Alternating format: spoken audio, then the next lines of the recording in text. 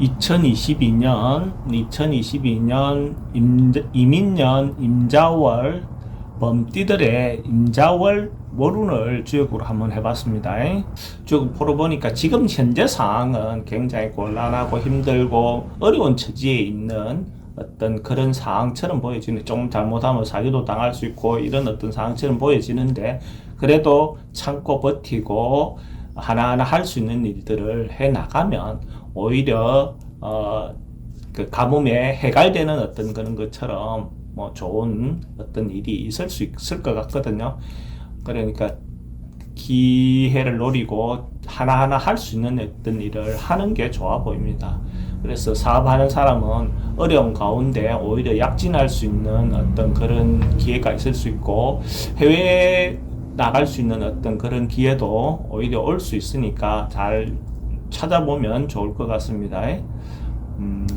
돈의 흐름도 지금 막혀 있는 어떤 상황이 해결될 수 있는 어떤 그런 운으로 보여지거든요. 그래서 자기가 방법을 포기하지 말고 방법을 찾고 이렇게 하면 돈의 흐름도 분명히 해결될 수 있는 것으로 보여지고, 내가 희망하고 어떤 기대하고 있는 어떤 그런 일은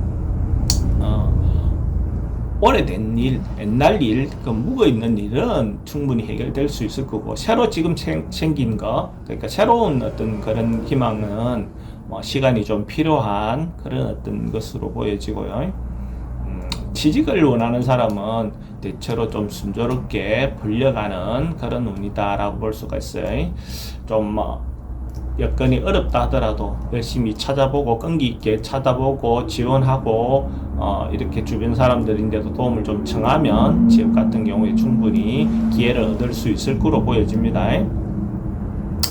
연애사 같은 경우에는 오래 끌면, 그러니까 오랫동안 이렇게 끌어왔던 것 같은 경우에는 어떤 문제가 발생할 수 있기 때문에 만약에 예를 들어서 자기가 섬 탄다든지 이렇게 하고 있는 경우에는 의사를 표시하는 것도 좋고, 남녀가 사귀고 있는 사이라면 결혼을 생각한다면 프로포즈도 하는 것이 좋습니다. 그냥 놔두고 계속 넘어가면 오히려 결과가 좋지 않을 수 있습니다.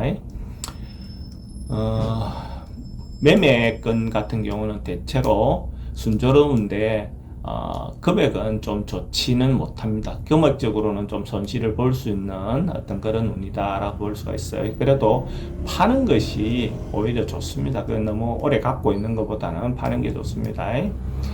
이사는 지금 상황에 따라서 하셔야 되는 분은 하시고, 꼭 하지 않아도 된다면 안 해도 됩니다. 이사는 해도 좋고 안 해도 좋은 어떤 그런 정도의 운으로 보여지고요. 건강은 대체로 큰 문제는 없어 보입니다. 특별하게 염려해야 할 바는 없어 보입니다. 간단하게 이렇게 범띠들의 12월 운을 살펴봤습니다.